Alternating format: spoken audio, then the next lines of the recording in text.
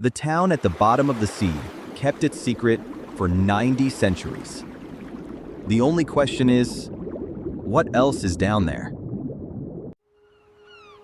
If this story stayed with you, subscribe, because the Earth has forgotten more than we will ever know. Tonight, somewhere off a quiet coastline, the sea is holding another secret, another village, another well, another mother and child waiting to tell their story. Because remember how Atlit-Yam was found? One diver, one winter storm, one patch of shifted sand.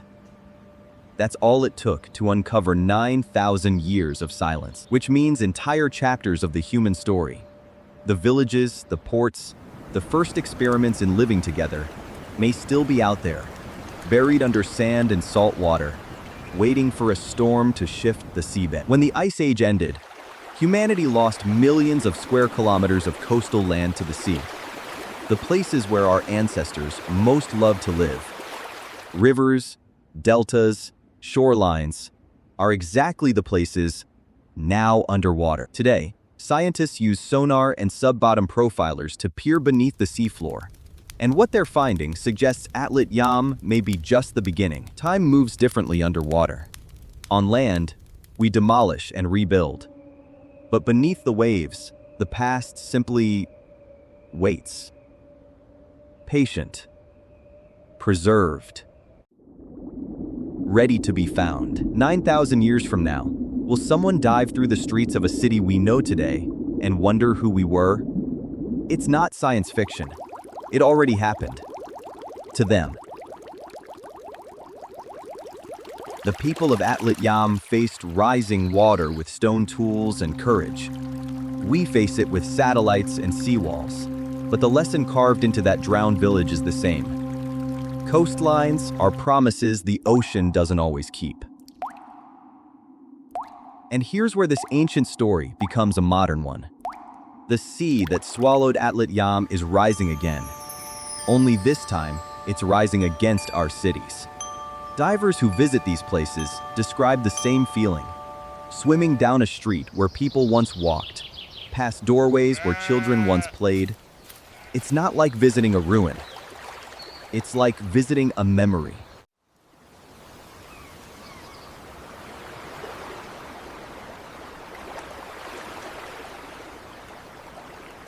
At Pavlopetri, you can still trace the streets, the houses, even the town square.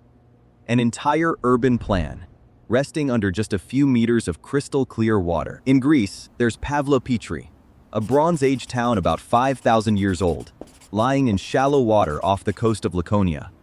It's often called the oldest submerged city in the Mediterranean, and Atlit-Yam is not alone. All over the world, drowned settlements are hiding just offshore, relics of coastlines that vanished when the ice melted. Every dive season is a race. The same currents that reveal new walls can destroy them within a few winters. What the sea protected for 9 millennia, it can erase in a decade. Since 1984, Ehud Galili and his teams have returned to the site again and again, mapping, excavating, and racing against the same sea that hit it.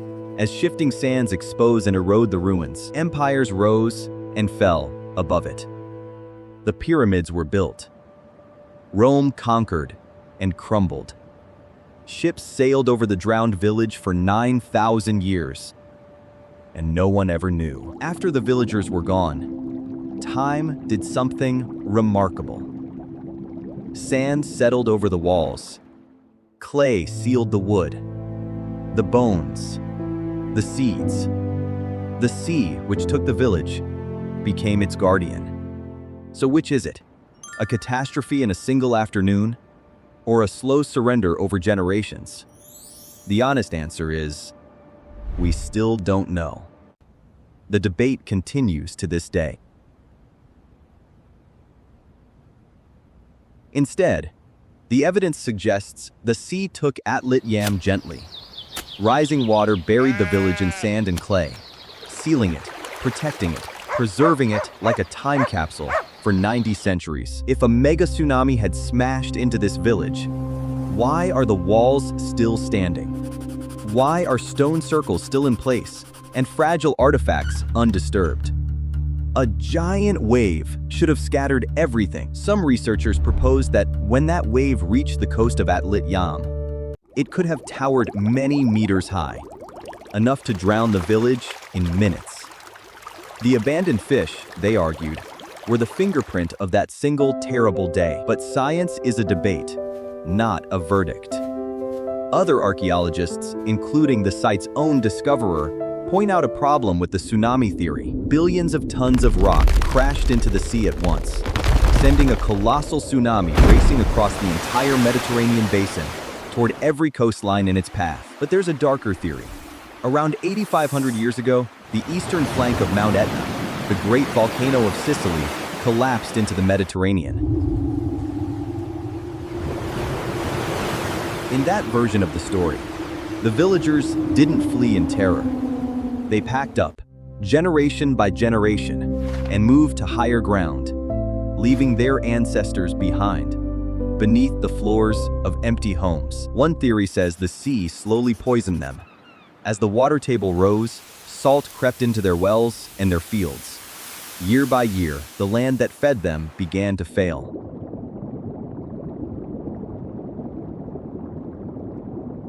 Nobody abandons food they worked hard to catch and preserve, unless something made them leave. Quickly, here's the strange part.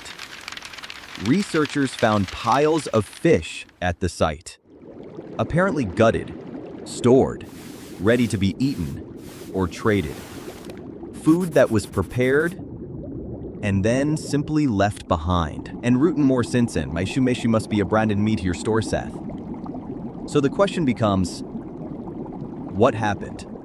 Why did a thriving village, generations in the making, suddenly fall silent? When these villagers were drawing water from their well, no one on earth had ever seen a city, a wheel, or a written word. And yet here they were, farming, fishing, building, burying their dead with love. Think about where that puts Atlit-Yam on the human timeline. This village is older than the pyramids of Egypt, by more than 4,000 years.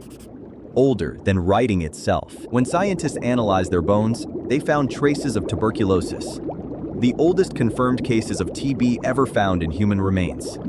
9,000 years old. Disease and grief are as ancient as we are. And then, the discovery that made medical history.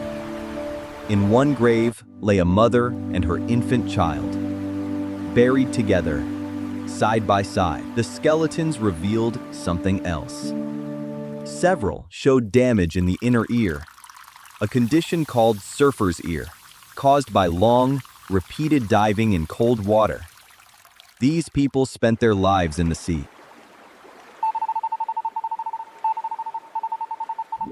Keeping your ancestors close, literally beneath your feet, tells us family and memory mattered deeply to these people. Death didn't remove you from the household. You stayed. But the most haunting discoveries at Atlit-Yam are the graves.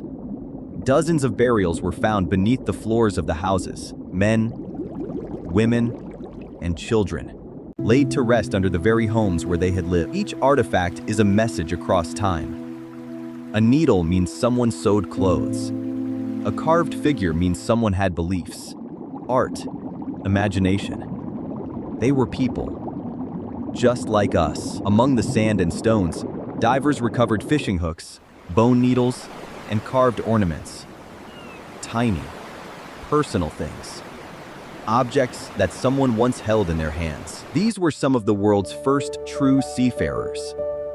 People who pushed beyond the shoreline into open water 9,000 years ago. In boats, we can only imagine. Thousands of fish bones were found at the site. Luxury is voldwerhaltig, and the fish bones volds preacher first, including bones from large fish that don't live near the shore. To catch those, you need boats. You need skill. You need courage.